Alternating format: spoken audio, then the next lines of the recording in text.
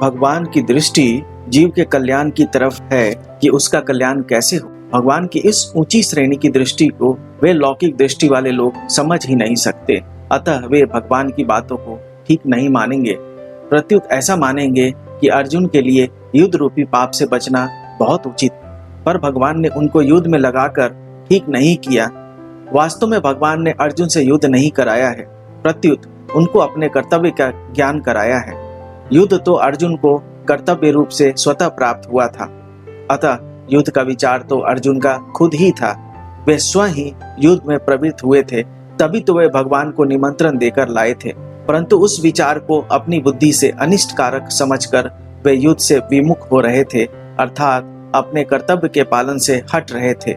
इस पर भगवान ने कहा कि यह जो तू युद्ध नहीं करना चाहता, यह तेरा मोह है, अतः समय पर जो कर्तव्य स्वतः प्राप्त हुआ है उसका त्याग करना उचित नहीं है।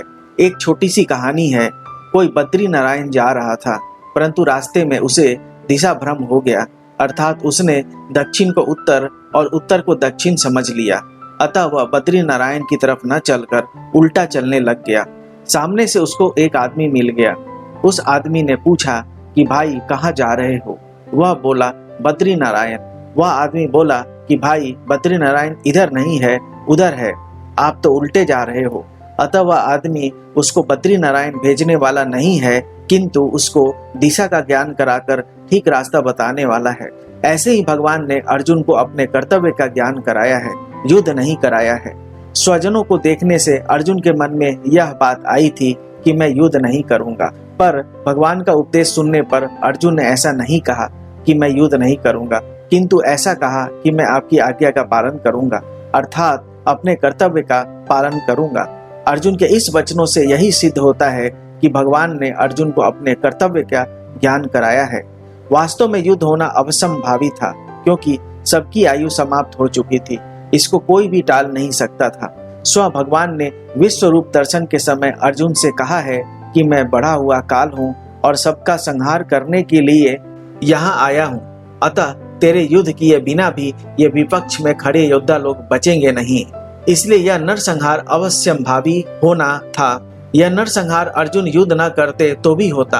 अगर अर्जुन युद्ध नहीं करते तो जिन्होंने माँ की आज्ञा से द्रौपदी के साथ अपने सहित 5 भाइयों का विवाह करना स्वीकार कर लिया था, वे युधिष्ठिर तो माँ की युद्ध करने की आज्ञा से युद्ध अवश्य करते ही। भीमसेन भी युद्ध से कभी पीछे नहीं हटते, क्योंकि उन्होंने कौरवों को मारने की प्रतिज्ञा कर रखी थी।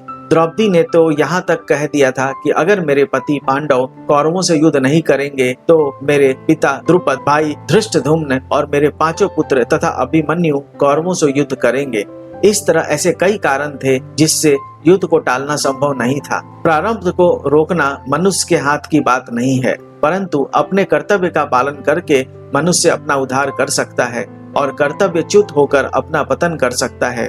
तात्पर्य है कि मनुष्य अपना इष्ट अनिष्ट करने में स्वतंत्र है। इसलिए भगवान ने अर्जुन को कर्तव्य का ज्ञान कराकर मनुष्य मात्र को उपदेश दिया है कि उसे शास्त्र की आज्ञा के अनुसार अपने कर्तव्य के पालन में तत्पर रहना चाहिए, उससे कभी च्युत नहीं होना चाहिए। श्री कृष्ण भगवान की जय हो।